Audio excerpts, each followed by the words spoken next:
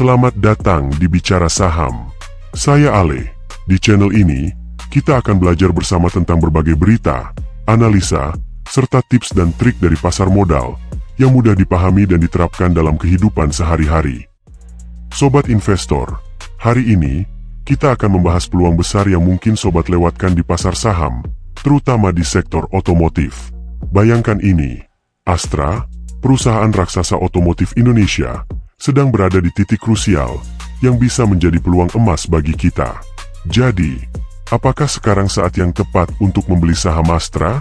Yuk, kita bongkar peluangnya secara mendalam.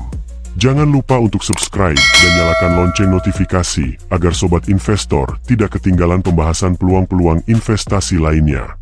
Astra International adalah nama besar di industri otomotif Indonesia. Tapi kali ini kita tidak hanya membahas reputasi, melainkan data-data yang benar-benar signifikan. Menurut Gaikindo, penjualan mobil wholesale di Agustus 2024 mencapai angka 76,3 ribu unit, angka bulanan tertinggi di tahun ini. Meskipun ada penurunan 14,2% year-on-year, karena pameran Gias yang diadakan lebih awal tahun ini, penjualan bulan Agustus ini menunjukkan pertumbuhan 2,9% dibandingkan bulan sebelumnya. Ini menandakan tren yang positif bagi Astra dan industri otomotif secara keseluruhan. Tapi tunggu dulu, apakah penurunan year-on-year ini menjadi sinyal bahaya bagi investor? Tidak juga, justru ini membuka peluang bagi kita untuk membeli saham Astra saat valuasinya lebih rendah. Penjualan mobil secara kumulatif selama 8 bulan pertama 2024 memang masih 17,2% di bawah target, tapi Gaikindo belum revisi target tahunannya. Ini memberi ruang optimisme bahwa ada potensi rebound yang bisa kita manfaatkan. Seiring dengan perbaikan tren penjualan ini, saham-saham otomotif dalam 3 bulan terakhir mencatat penguatan yang signifikan. Dan Astra, sebagai salah satu pemimpin pasar, adalah yang paling diuntungkan. Sekarang kita beralih ke sektor roda 2. Penjualan motor domestik pada Agustus 2024 mencapai 573,9 ribu unit, naik 7,4% year-on-year. Angka ini cukup impresif mengingat ada penurunan kecil di bulan sebelumnya. Tidak hanya itu, ekspor motor juga mencatatkan peningkatan 11,2% month-on-month pada bulan Agustus. Ini adalah kabar baik bagi Astra, yang juga memiliki eksposur besar di sektor ini. Mungkin sobat investor bertanya-tanya, bagaimana angka-angka ini bisa memengaruhi performa saham Astra? Mari kita lihat lebih dekat. Saham Astra saat ini sedang dalam tren naik, mencerminkan sentimen positif di pasar. Dalam 3 bulan terakhir, saham ini mencatatkan penguatan yang cukup solid, dan ada peluang besar bahwa tren ini akan terus berlanjut. Kuncinya di sini adalah prospek jangka panjang. Astra tidak hanya bergantung pada penjualan mobil domestik, tapi juga punya portofolio bisnis yang luas, termasuk sektor keuangan, alat berat, dan teknologi. Jika kita melihat dari perspektif fundamental, Astra memiliki rasio keuangan yang cukup solid. Dividen yield yang tinggi juga menjadi daya tarik tersendiri bagi investor jangka panjang. Dengan adanya perbaikan di sektor otomotif dan tren kenaikan harga saham, sekarang mungkin adalah waktu yang tepat untuk masuk sebelum valuasi semakin tinggi. Tentu saja, sebagai investor, kita harus mempertimbangkan risiko. Salah satunya adalah ketidakpastian makroekonomi, terutama terkait inflasi dan suku bunga yang bisa memengaruhi daya beli masyarakat. Namun, dengan fundamental yang kuat dan diversifikasi bisnis yang luas, Astra memiliki bantalan yang baik untuk menghadapi tantangan ini. Selain itu, Astra juga terus berinovasi, termasuk dalam adopsi teknologi baru seperti kendaraan listrik. Ini membuka peluang pertumbuhan di masa depan. Adopsi kendaraan listrik di Indonesia mungkin masih lambat, tetapi dengan regulasi yang semakin mendukung dan infrastruktur yang berkembang, Astra siap untuk menjadi pemain utama di sektor ini. Dengan begitu banyak faktor pendukung, apakah Astra masih undervalue? Beberapa analis berpendapat bahwa potensi kenaikan harga sahamnya masih belum sepenuhnya tercermin. Jadi, apakah ini saat yang tepat untuk menambah posisi di saham Astra? Menurut saya, dengan tren penjualan yang mulai pulih dan prospek jangka panjang yang solid, Astra adalah saham yang patut dipertimbangkan. Ingatlah bahwa investasi di saham selalu memerlukan analisis mendalam dan strategi yang matang. Pastikan sobat investor tetap mengikuti perkembangan pasar dan berita terbaru. Jangan lupa tinggalkan komentar tentang pandangan sobat terhadap saham Astra. Lalu, bagaimana kondisi fundamental dari Astra International saat ini? Ayo kita review. Jangan lupa like, subscribe, dan share video ini, agar sobat tidak ketinggalan update terbaru seputar dunia saham.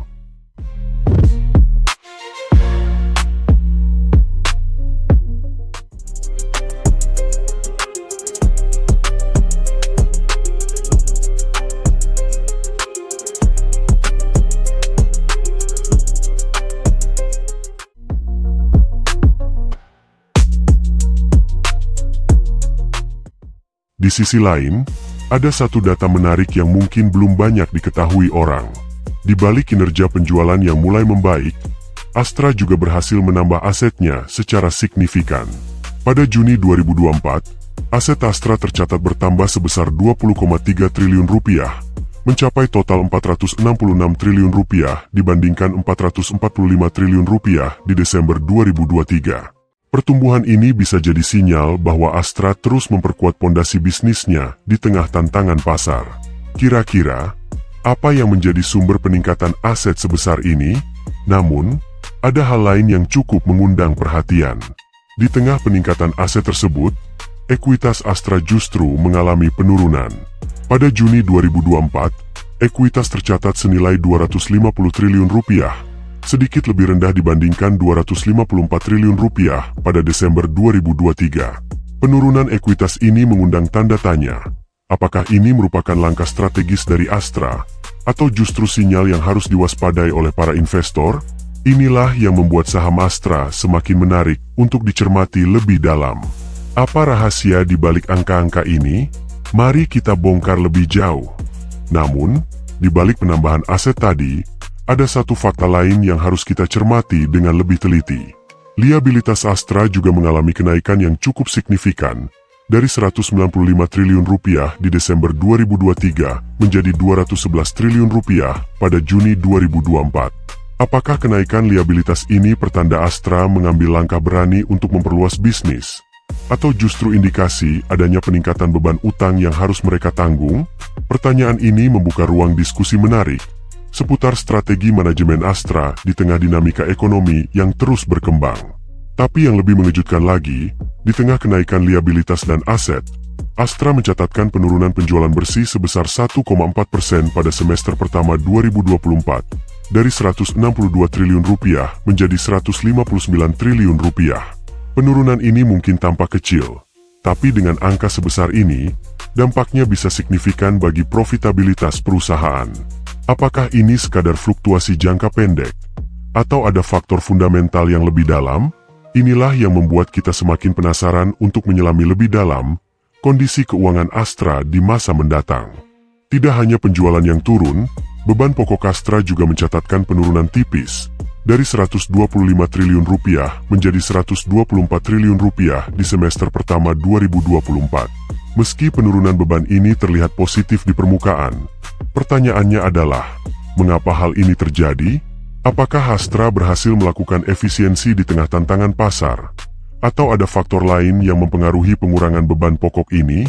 Bisa jadi, ini bagian dari strategi besar mereka yang belum sepenuhnya terlihat oleh kita.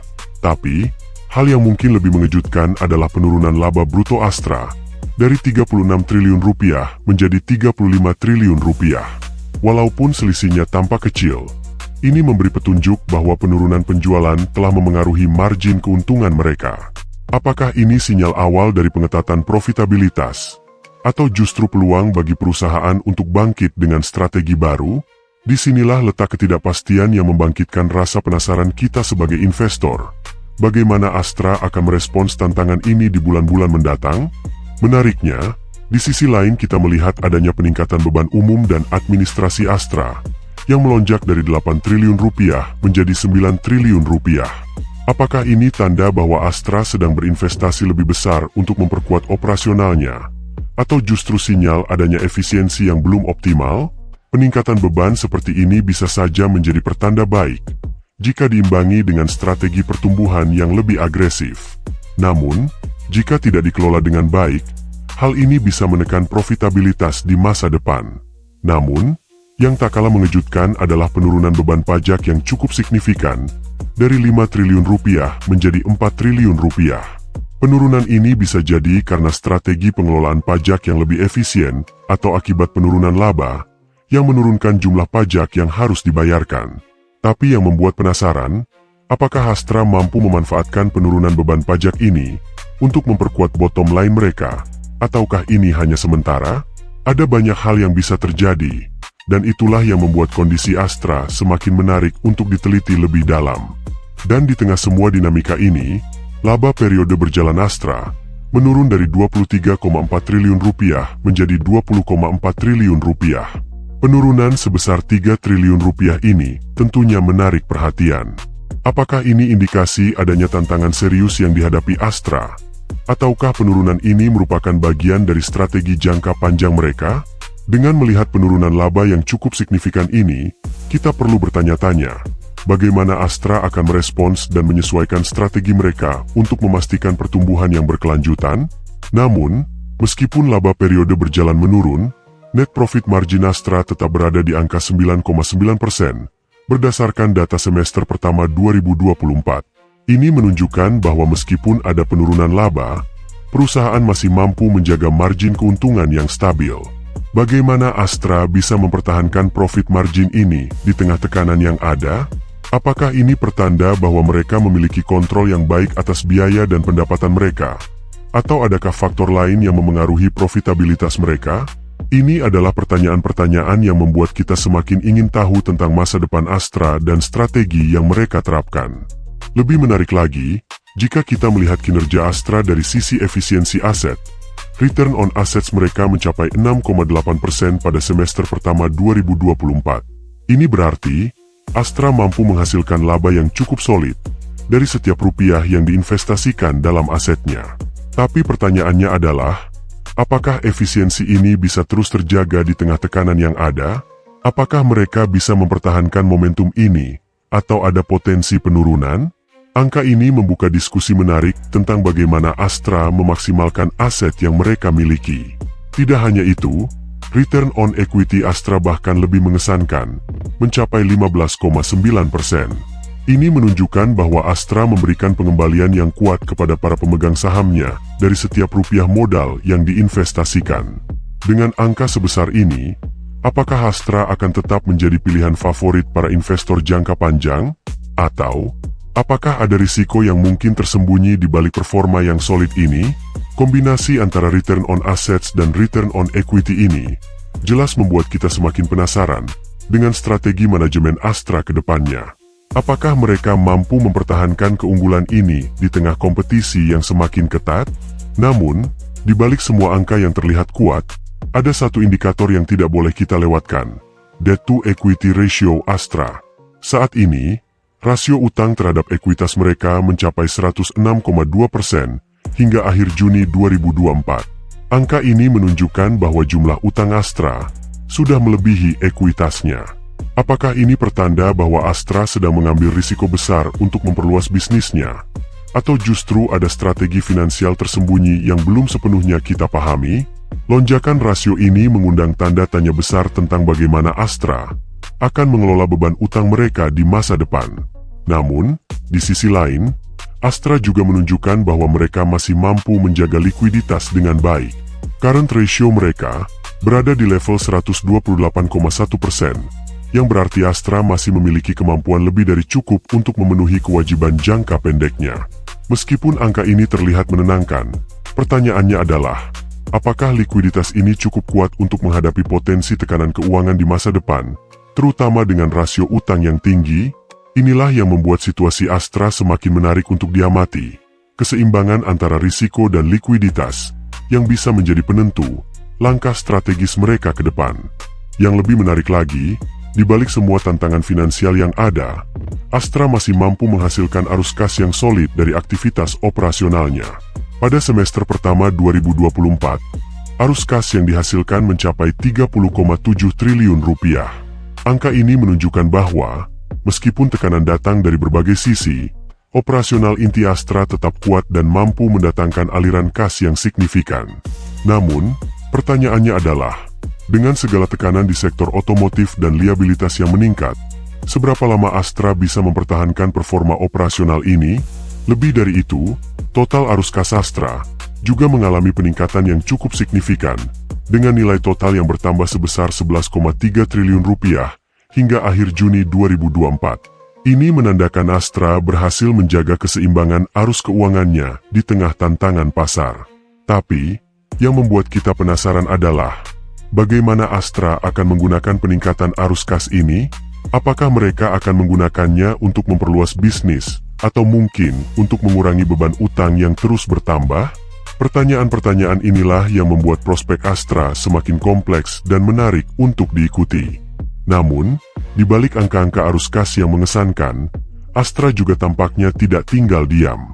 Hingga akhir semester pertama 2024, Astra menggunakan kas sebesar 5 triliun rupiah untuk aktivitas investasi. Ini membuka peluang menarik. Apakah Astra sedang mempersiapkan ekspansi besar-besaran di sektor otomotif, atau mungkin diversifikasi ke lini bisnis lain? Penggunaan kas untuk investasi ini tentu menimbulkan banyak pertanyaan tentang arah pertumbuhan perusahaan ke depannya. Apakah investasi ini akan menjadi kunci kesuksesan Astra di masa depan? Tidak hanya itu, Astra juga telah mengalokasikan kas sebesar 14,3 triliun rupiah untuk aktivitas pendanaan hingga akhir Juni 2024. Ini menunjukkan bahwa Astra melakukan pengelolaan yang serius terhadap sumber daya keuangannya. Apakah dana ini digunakan untuk membayar utang? Atau mungkin ada langkah besar lain yang tengah direncanakan? Penggunaan kas dalam jumlah sebesar ini tentu mengundang spekulasi mengenai strategi pendanaan mereka. Apa yang sebenarnya Astra persiapkan? Dan bagaimana ini akan memengaruhi kinerja saham mereka? Pertanyaan ini tentunya menjadi pusat perhatian investor yang ingin melihat apa yang akan terjadi selanjutnya.